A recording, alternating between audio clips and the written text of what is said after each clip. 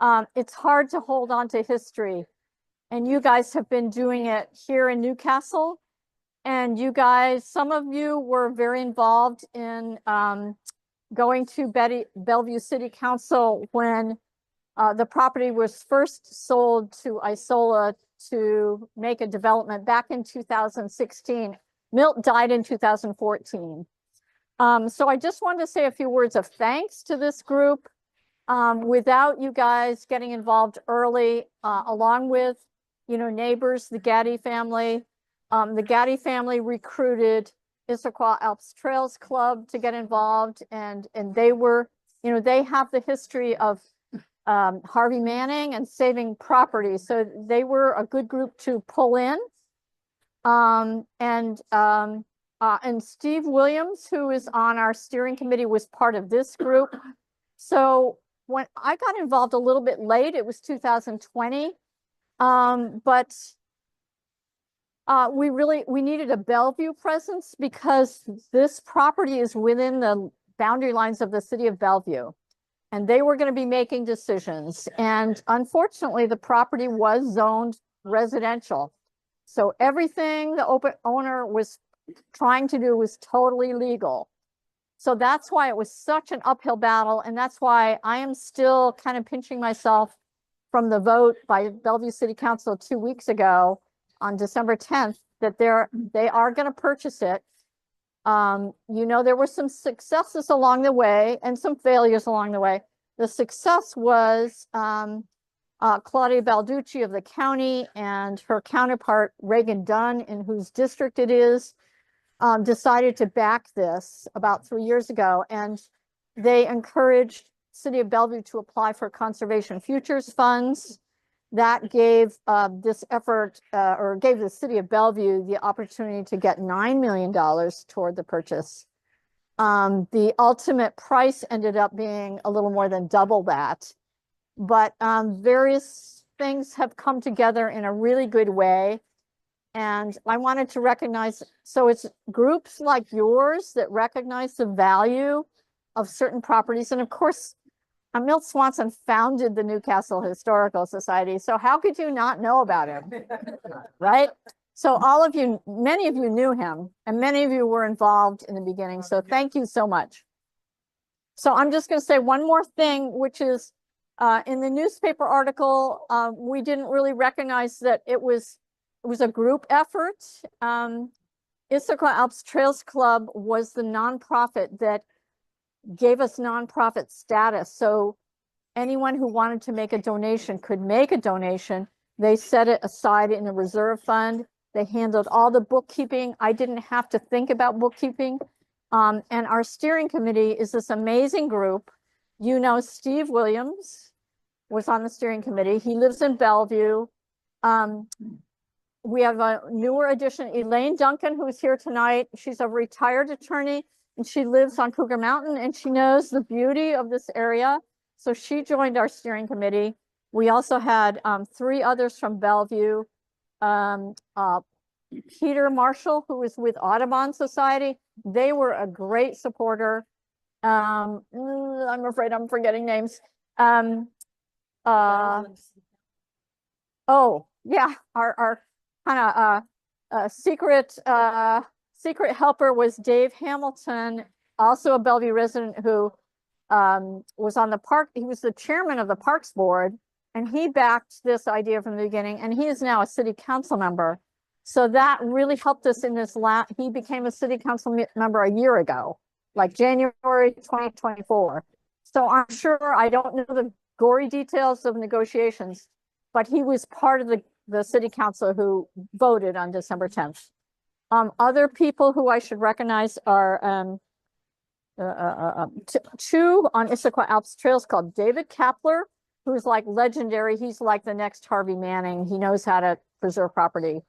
And Paul Winterstein was also on our steering committee.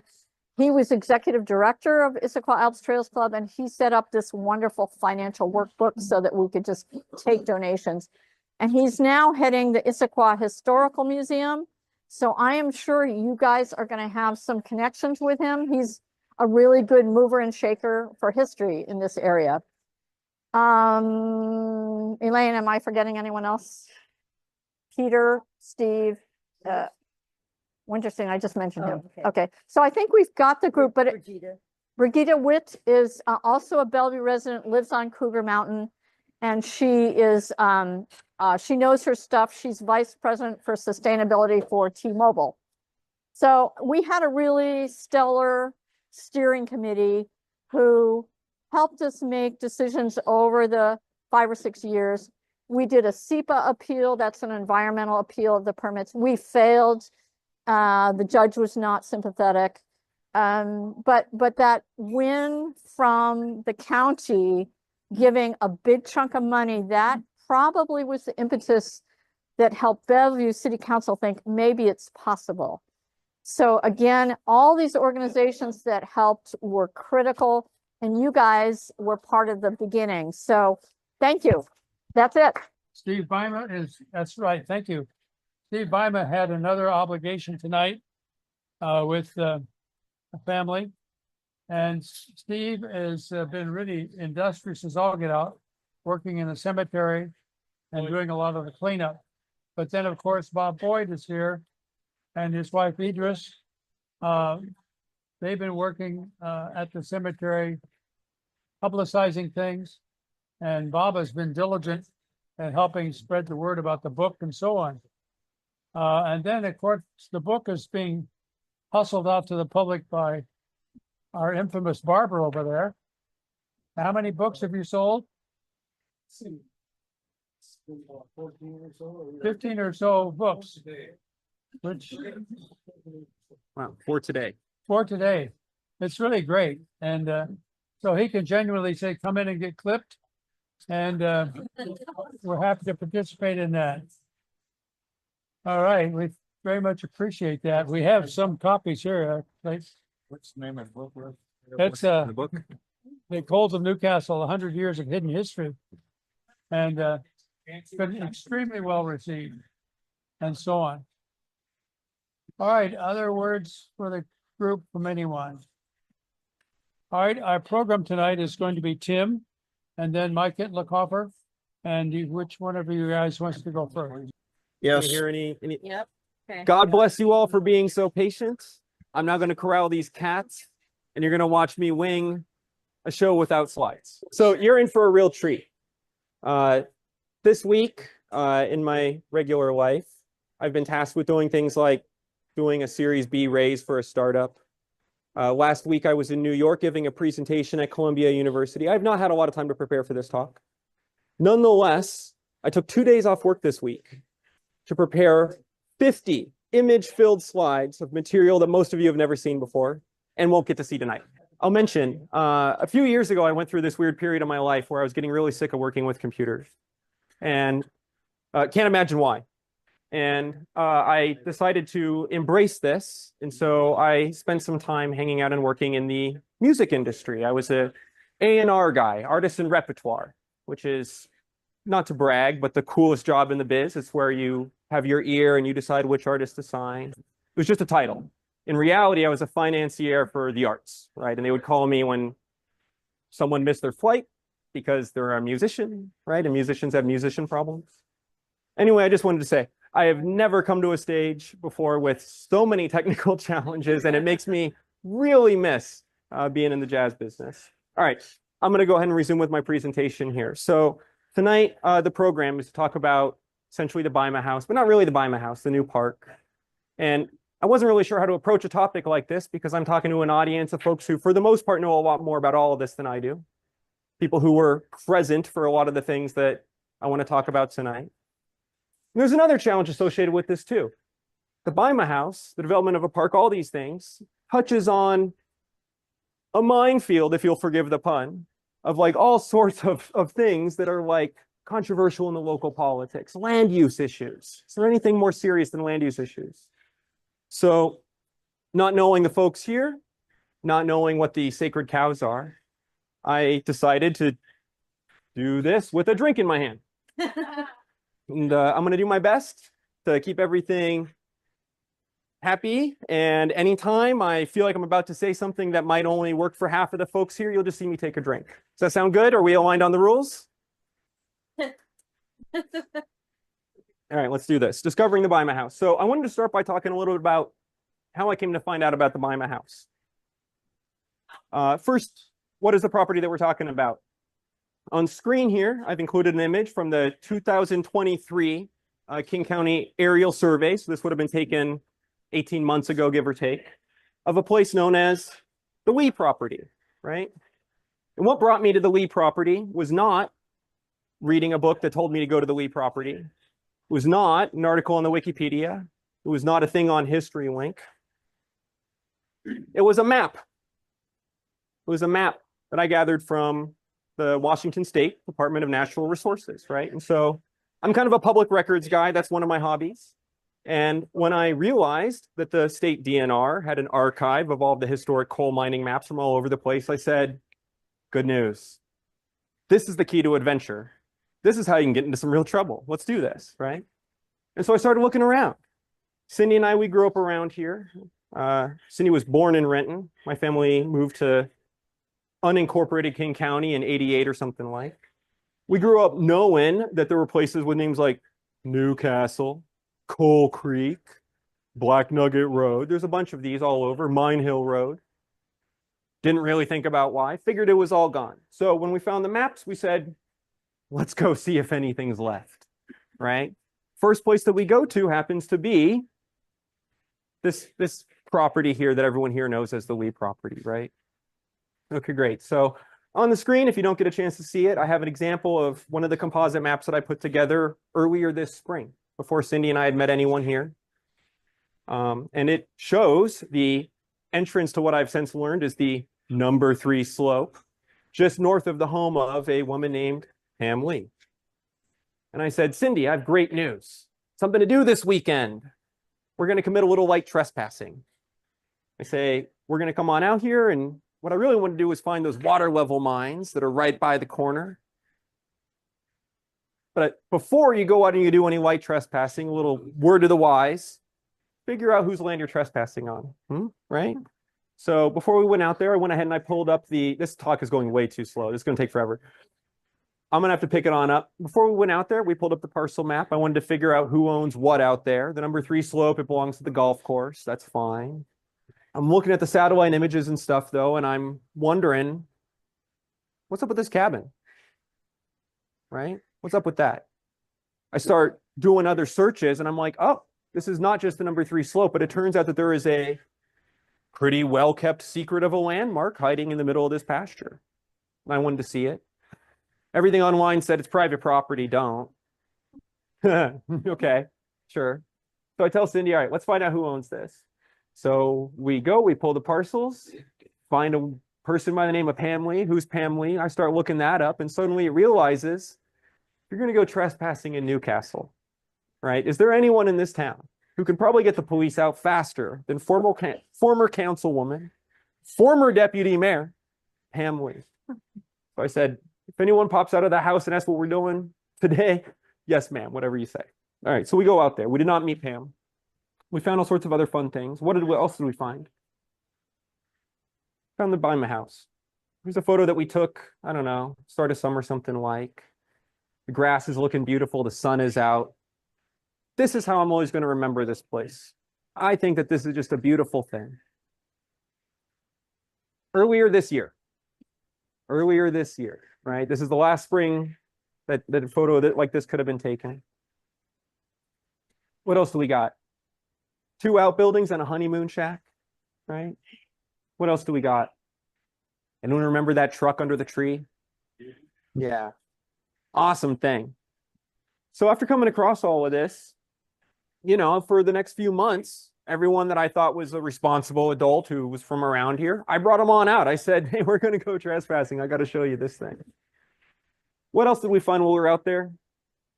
This sign. Notice of proposed land use action. The most controversial sign in all King County. I took a photo of it because I wanted to know what the plan was. And well, there's file numbers on there, and those file numbers aren't just random. You can actually look them up and read what's going on. And that's how Cindy and I discovered the Baima House. All right. I feel like I should say something about Old Newcastle, but what on earth am I going to say about an Old Newcastle to the Newcastle Historical Society, right? And so I ain't going to give you the whole history. I would just get it wrong. Instead, I just want to show you a few images that are maybe a little bit more recent, maybe not everyone here has had a chance to see. So here's another aerial view. Just to the left of center, we have the Lee property, right? North is up. You got the YMCA, you got the Notch Apartments, you have the golf course, all these features. Let's go back 100 years. You don't know that I wasn't. So what do we have here?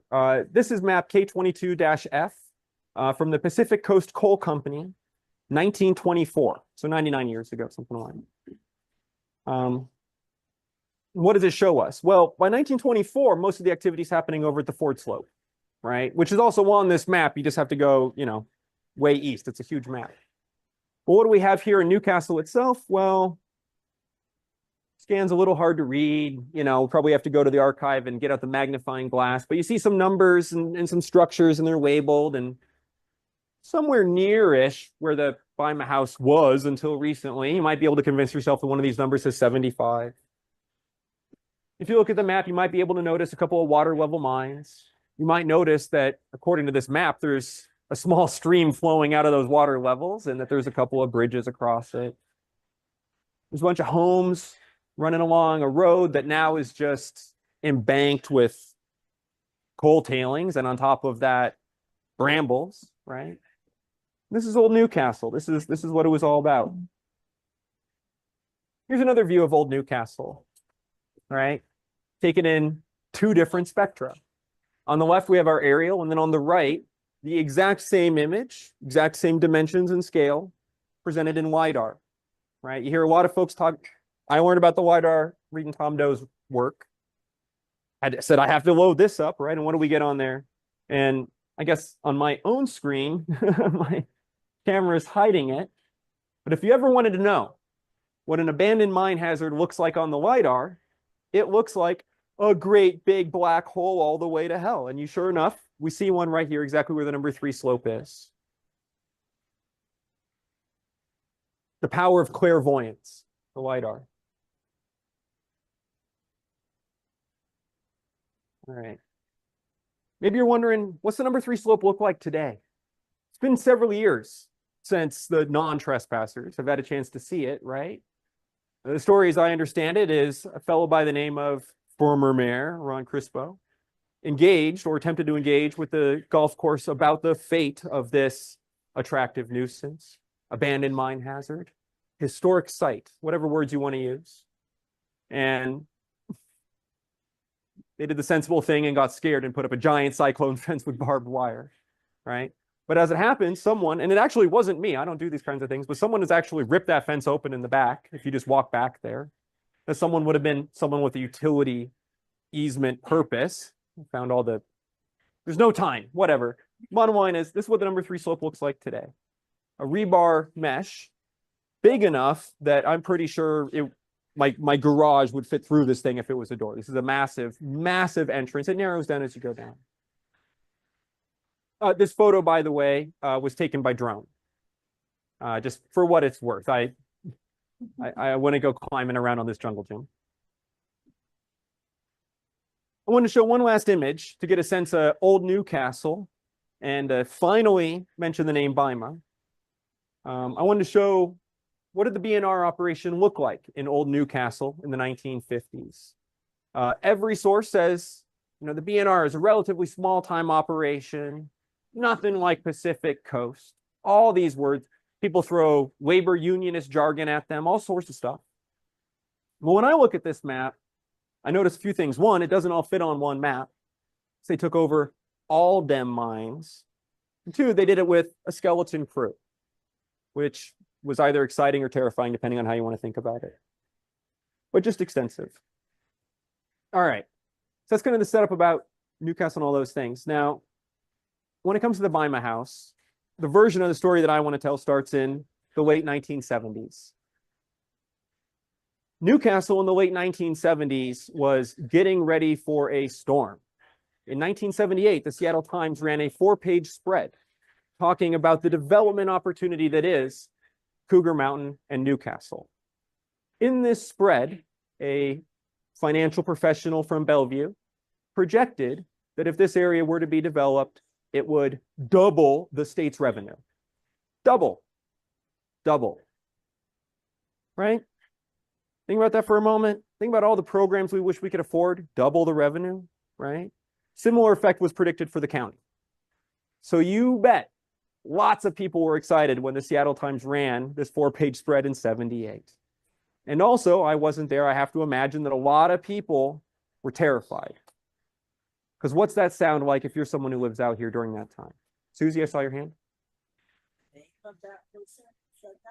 I do, as a matter of fact, and I will make sure that these slides are made available to folks. They include all the scans and stuff. I have all the links and all those good things. Let's see. The citation here is a fellow named Baima. Kirton. A fellow named Kirton, Kearton. We can talk offline. Last name. Yeah. And then I'll have to pull up the rest of the reference to get the rest of his name. Huge spread. Right. Incidentally, by his estimate, Newcastle was worth somewhere between, what did he say? $3,500 and $12,000 an acre in 1978. He said average price, average random acre, toss a dart, $6K an acre. Boy, that sounds sweet, doesn't it? Right? I wish. So along with this newspaper article, they also went ahead and ran a few supplementals where they interviewed some local folks in the community to get their take on it. One of those folks they interviewed is a fellow named John Baima. And I got a photo here that ran in that article of a horse nudging John Baima on his farm. And I love everything about this photo. It's my kind of photo through and through. So John Baima is like standing there being interviewed about, hey, how do you feel about all this change that's coming through to your community, right? And at the same time that all this is going on, a citizens initiative is formed by a group called Begin. Better government is needed. And Begin has a proposition. They say, we don't like the way that the county is running things out here in the Newcastle Hills area. They say, we think we can do better. We would prefer to have lower density development. We seek incorporation. And so an initiative was filed, right? Here's an excerpt from the county review on that. Okay, so it's in this context. We're in the late 1970s. Development is coming. Everyone knows it's happening. John Baima's looking around. He's saying, this is a chaotic situation. I don't know what the future holds for the things that are important to me. So he takes action, right? Let's talk about the preservation of the Baima House. Here's a Issaquah Press article, September 12th, 1979. I'll read the article for the folks here. It's very short. Newcastle Historical Group discusses John Baima House. There will be a meeting of the Newcastle Historical Society at the Renton Highlands Library. Date and time. Those who wish to share materials about the history of Newcastle may do so at 7 p.m. The group will preview community action and hear news of the placement of the John Baima House on the National and State Historic Register. Here we go. Out of curiosity, I'm curious. Anyone know that this happened? Do they mean John Baima's house or the Baima line? He's talking about number 75. They call it the John Baima House in this news article, but it's 75 the Baima House. Yeah, okay. So anyway, in 1979, John Baima says, I don't know what the future holds for this structure. It should be preserved. And so he engages with the national parks. Here's the photo we sent them. October 9th, 1979. It looks like the Baima cabin before restoration, right? It looks like a structure that exists in King County, right? You can kind of, it's a black and white photo, but you can kind of tell there's some moss, right? There's moss on everything out here. It's a fall photo, which is a pity because the trees are bare and it kind of looks a little witchy if you ask me, but the man was acting under a lot of pressure. This is October. He probably took the photo the week before. Here's his application.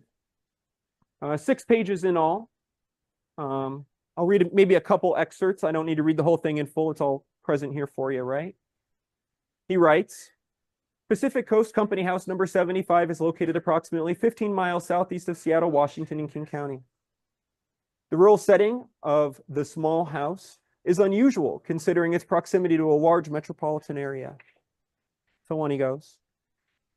He describes the history of the valley, its coal production, a lot of the basic facts that more or less, I mean, it's his version of them. He wasn't a historian per se, but the big strokes all line up. He talks about the way the house was constructed, the modifications that have been done to it over the years, the addition of porches, the conversion of a room into a bathroom, these kinds of things. He doesn't mention any of the wallpaper. We'll find out about that later. And then, he happens to also have a title abstract for one reason or another for the whole history of the property. That reason might be, I'm pretty sure he was actually a professional surveyor working in Issaquah at a company that bared his name, but whatever, no time. Every time I click on a thing, it's going to unclick my thing. There we go. All right. And so anyway, he goes on and he describes this structure and how lovely it is and the important significance and its rarity in the region. I'll mention a feature he didn't mention in here, vertical plank construction. This is like a nerdy thing if you're into Washington State architecture. The Baima House is an example of, you look at the planks, they run vertically, right? You look at any other kind of house built by Quadrant or any of the other modern developers, Dayon, BCE, any of these, horizontal, right? Unless you're looking at a building that had to go through serious architectural review and is affiliated with a city, right? Like there's this park in Renton, new structure, vertical planks. A few of us went to the Granite Falls History Museum, new structure, vertical planks. We got an original vertical plank structure here in Newcastle. Fun fact. Anyway, December 21st, 1979, the National Historic Register is like, oh yeah, boom, you are listed. And there we go. The first effort to preserve the place. Within 2 years of this, a full fight is going on this mountain. All the discussion about maybe we should have a city, maybe there should be development. 2 years on, they're in the ring. They're ringing the bell. The fighters aren't listening, man. They just keep going, right? What happens? Okay. The fight for a proposed city is in full swing.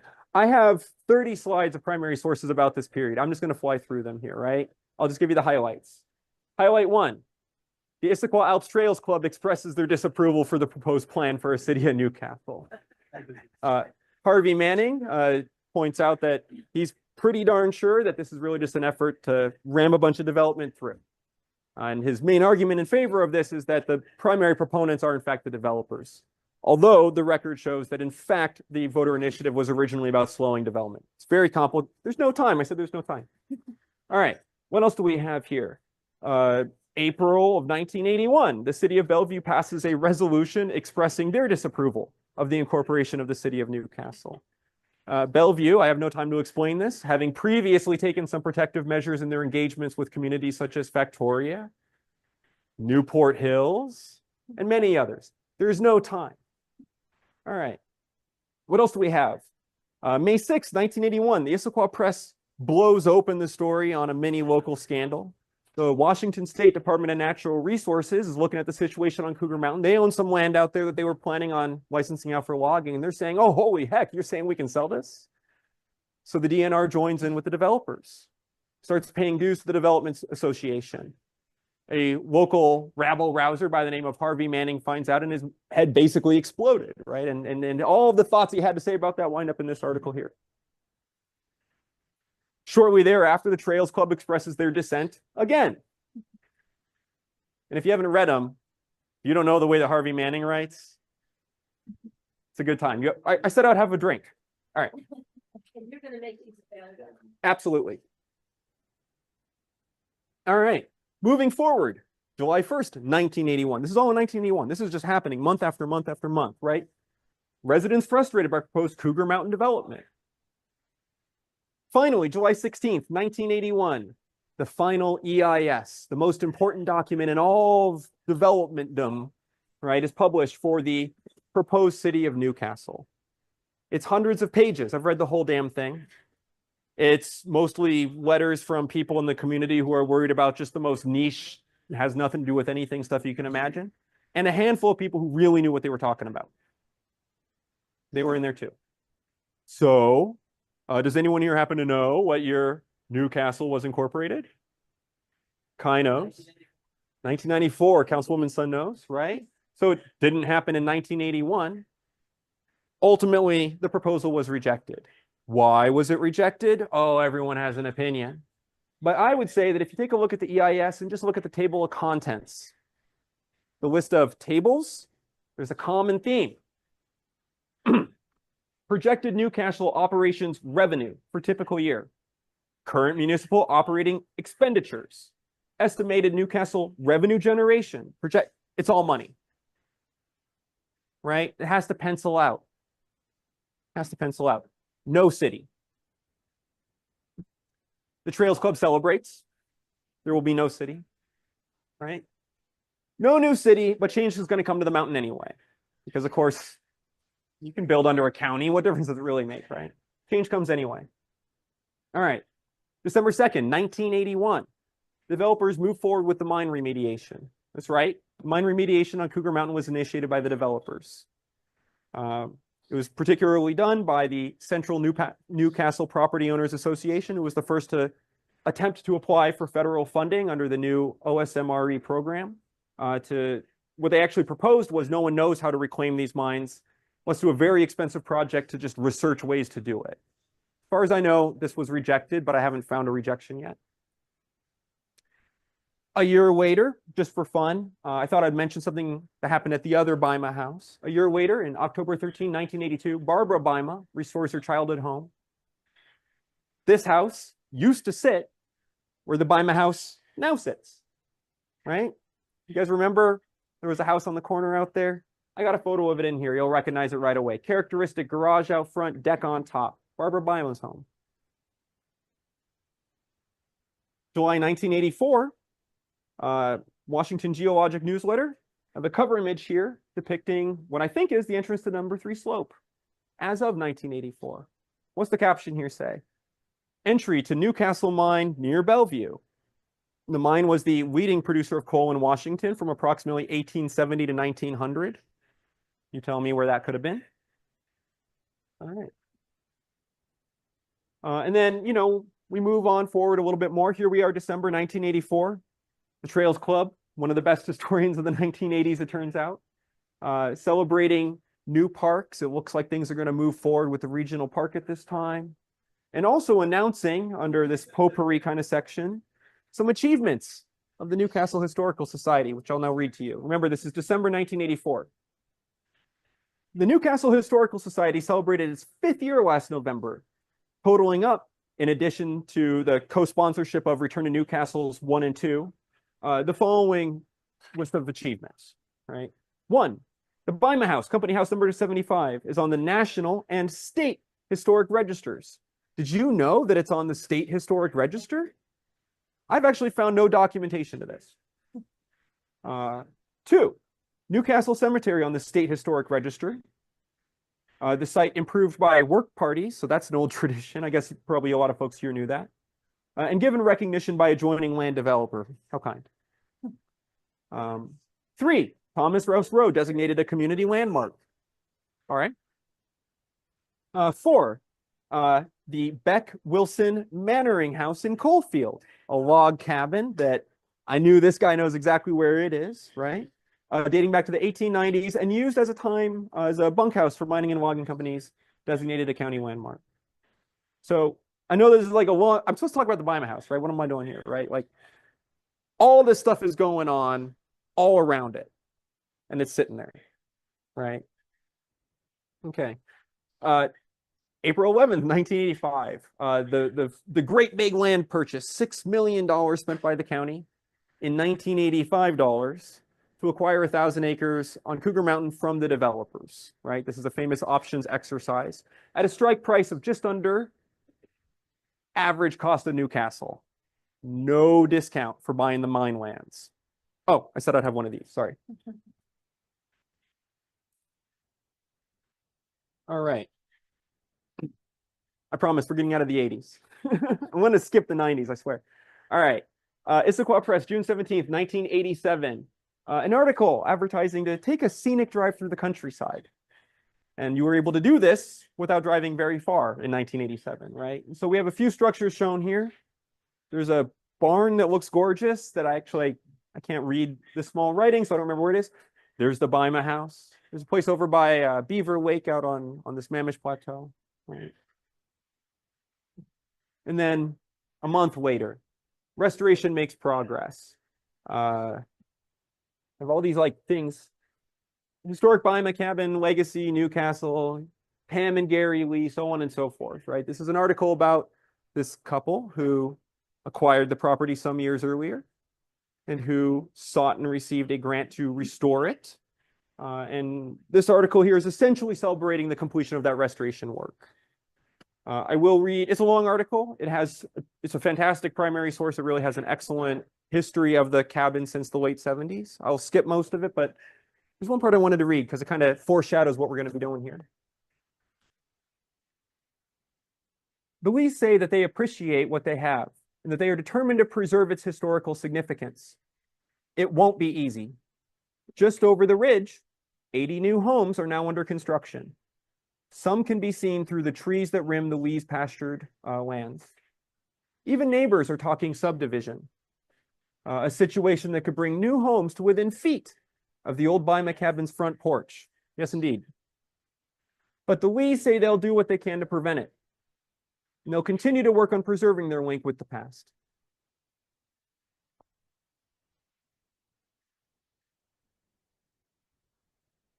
And then just for fun, here's another picture of a mine that is completely open, completely bare open, timbers, the whole 9 yards, 1988, right? Skelly and Loy was, what, 3 years prior? There's a lot of mines. In fact, I have color photos from after the year 2000 of open mines with timbers and such collected by other members of this society. This wound up being a problem that take a long time to solve. All right, I promise we get through all of this stuff. So we're finally making it into the quasi-modern age when I was still in elementary school. The city of Newcastle was reborn, kind of. So I have here a ceremonial version of the ordinance declaring the incorporation of the city of, if you read that carefully, it says Newport Hills. September 22, 1994, right? It's a lovely document. You can find it in City Hall. It's written the way that cities like to write things, whereas this, whereas that, be it so resolved, very ornate, all for the good of the order, right? And, there's a list of additional things about the values that this community is going to represent. I've read the minutes from the passing of this ordinance. And then you'll see, of course, there's not really any dissent or a lot of debate. What are you going to argue about? Like, I don't want to celebrate the incorporation of, like, who does that? No. But there was one important comment. Councilmember Lee, who insisted that this proclamation should include a dedication to the heritage of this community. And of course, unanimous, you bet, right? And it's in there. All right. Of course, land use remains a key issue, right? I have in here an article from the Issaquah Alpiner, 1997. Harvey Manning is still writing in these. And God, is there a single thing I can read from here without having a drink? No. Newcastle, Newcastle, wherefore art thou, Newcastle? Very Harvey Manning. In this article, he's of course talking about a golf course. And as he notes, hey, some of my best friends are golfers. I got nothing against golfers, buddy, but maybe we don't need a golf course right here. So that's the vibe of the article, right? I have no comment, that's fine. He had plenty enough. I'll mention though that in this, he refers to another city council meeting. If you check the record, you will find that there is again an ally for the cause of the Trails Club. Who is that ally? You know her name? Councilwoman Lee, right? And indeed, in subsequent correspondence, I have Harvey Manning declaring, like, thank God we have her. In case you ever wondered where he stood on that. And all the while, the Baima House persisted. Hurricanes going on around it. This place parked, sitting still, being maintained, being cared for, having the grass around it mowed, no raccoons living in the attic. Think about what it's like to own a piece of property like that, right? Like it's a real responsibility. It's hard. All right, and all the while persisted. Until one day, it is no longer the oldest home on its original foundation. And that gets us back to how Cindy and I found the place. So here I have a case study written by Rich Haven Architecture and Preservation, who is an architect who specializes in the preservation and relocation of historic structures. They were engaged by the Lees. According to this case study, they were engaged as early as 2013 to assess the feasibility of relocating the structure. The feasibility study took several years, but mostly that's hurry up and wait kind of several years, not scientists with microscopes kind of several years.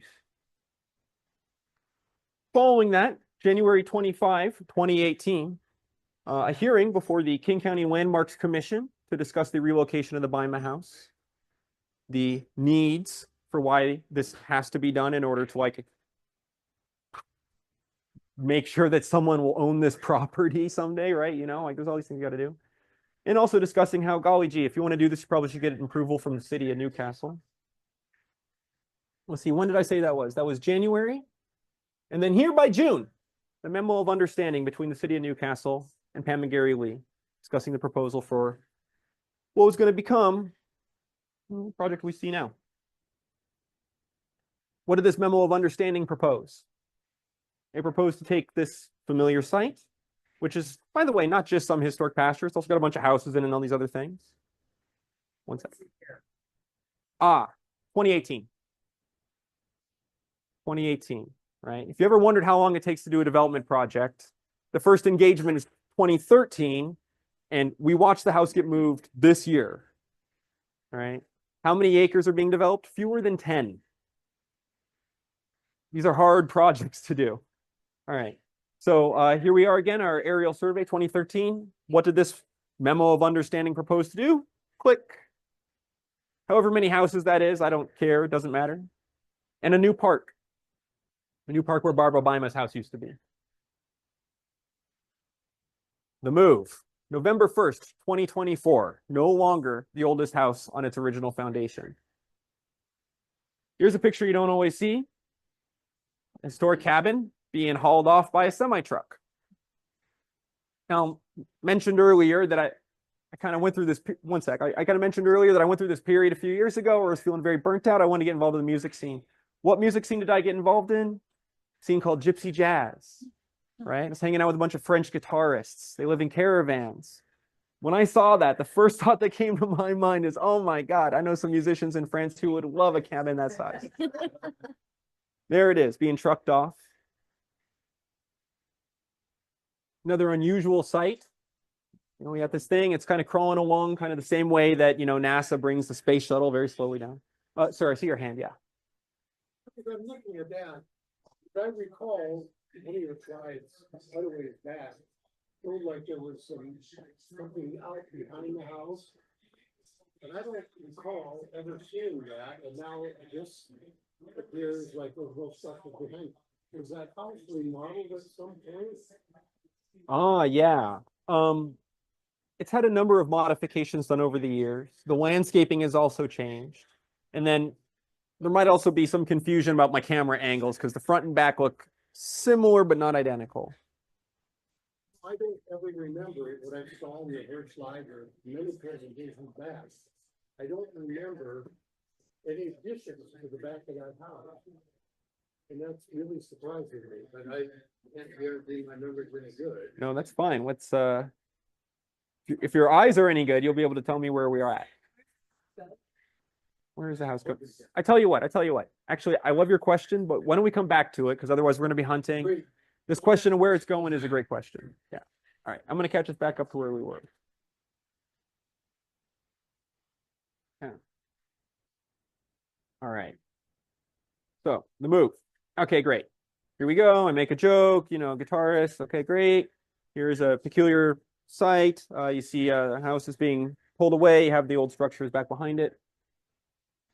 Here it is driving down the road. I remember making a joke to Cindy. I said, man, if anyone was ever going to steal the Baima house, this is when it's happening.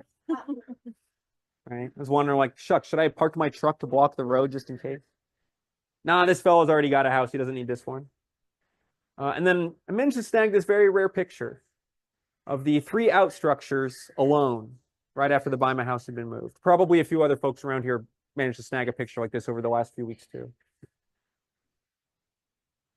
All right, I've taken you on one hell of a journey, right? It's been a long talk, thank you. We're finally there, a permanent home and a gift to future generations. Newcastle, this is your future park. This is it. Colorized rendering, straight from the architect. Yeah, for folks who are craning their neck unable to see. Here we go. Baima House right there. I want to say something about this. I'm kind of a park snob, if you will, right? Like I was just in New York a couple weeks ago. I've been in New York many times, so many times that it's like annoying to go, right? And I visited the City History Museum, which actually was Darling. They had a stock ticker. You know, the stock ticker was invented in New York, in Manhattan. You know what year? Give me a decade. 1838.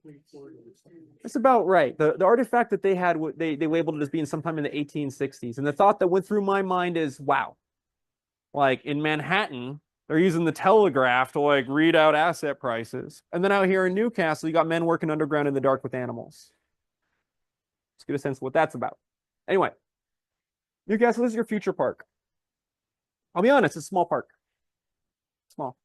But honestly, small is a really good idea. You know, we take a look at our neighboring city of Issaquah, who incidentally owns 1/5 of the land in their borders. And you take a look at the history of how that came to be, because it was not always true. And in fact, what it was is a multi-decade campaign by a parks manager who was smart and took advantage to get every tiny little park he could. It's a good strategy. And importantly, it's not going to bankrupt the town, which is a good idea because the town is not going to be responsible for taking care of this building. There are some things about this park that I'm very excited about. One of them is I legitimately think it's going to be one of the most charming parks maybe in the county, certainly within an hour of here. We have this adorable arrangement where we're going to have these tasteful patio pavers. The architect spec'd them out. It's good stuff. Don't worry, taxpayer, it's economical, but it's good stuff, right? We're going to have some tables on a nice day. I know what those tables are going to be like. Those tables are going to be like kids hanging out with their friends after school, right? Tables are going to be like, you know, the au pair with the strollers, right? It's Newcastle. Newcastle has au pairs, right? I don't know. I'm from Renton. Anyway, you know, it's going to be absolutely gorgeous. It also hits this amazing balance where you're going to feel like you're in this private space that you have to yourself without feeling that you're in a dangerous location. And if you've ever been engaged with the architecture of public spaces, that's a hard one to do. You know, we don't like underground crossings under roads because they're scary, right? We don't like private parts of parks, right? This is where we tell students to stay away from. This will feel private, but in fact, you're going to have this road right here. You're going to have the path behind you. It's really not private. It's going to be a safe place, but it's going to feel intimate. In case you wanted a view that wasn't top down, boom, there you go. A $1 million computer render. Taken from the architect, not from me, of what at the time was conceptualized as the Baima Park. I don't believe that that's the name that was voted in. Okay. So I think that I only went over by 300%. There you go. I figured that a nice way to round out such a long thing, since I can tell that folks are in the mood to continue to sit in restaurant chairs and crane their neck. I'm going to go ahead and just for the benefit of the folks maybe at home, just close out by showing some of the last footage I filmed of the Baima House before the relocation. All right, company house number 75, the Baima House.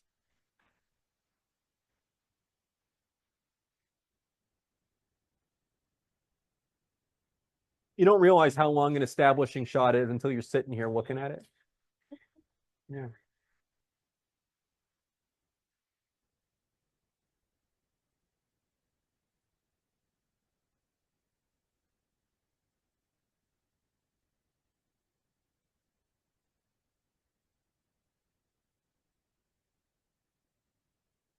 I'll be honest, I'll kind of throw in this commentary. I happen to like the Baima House exactly as filmed here. It's by itself. There's mud on the ground. which to me is the way it would have been. And there's none of the later structures around. In a sense, it's most at peace it got to be for a little while in a certain way. In case you're curious about the colors on the Baima house, so far as I know, we do not know what the colors were originally on it. I could be wrong, but I do know that when Pam and Gary sought to do the renovation, they had to consult with experts to get advice on what colors would have been common. If you've ever looked at this white home with that distinctive sky blue trim and thought, my God, that's beautiful. First of all, you're right. It's one of the prettiest places ever built out here. And second, I'm pretty sure you got Pam and Gary to thank for that color choice. God bless them.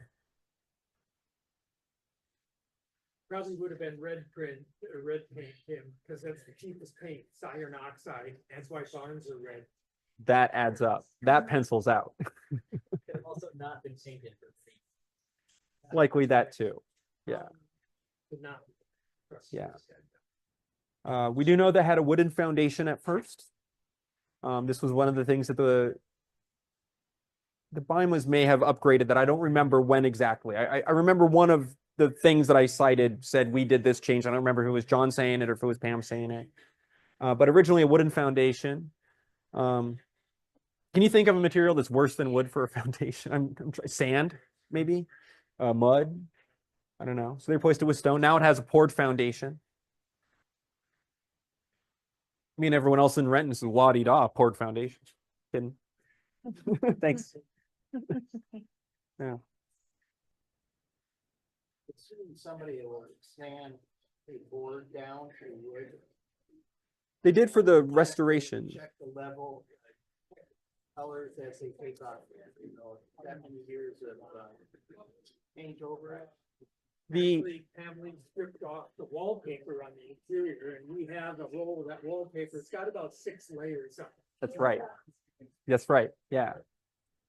As to the stripping during the restoration in particular, the Lees said in the paper that they had experts try to date the structure by looking at the manner of construction. They said they had people looking for clues about the paint. They didn't share any of those conclusions in the article, possibly as an editorial choice. Yeah. I'll mention of all the trespassing I've ever done, flying a drone over Newcastle, possibly the most fun. Presentation tonight is being recorded, and when this plays on your computer at home through a YouTube channel, the scrolling video that you're seeing here will be very smooth. Zoom does not interact with video very well because of frame rate issues. So the videos that you'll end up seeing later on will be very smooth. All right, I think that just about does it. Thank you. Sorry for running long.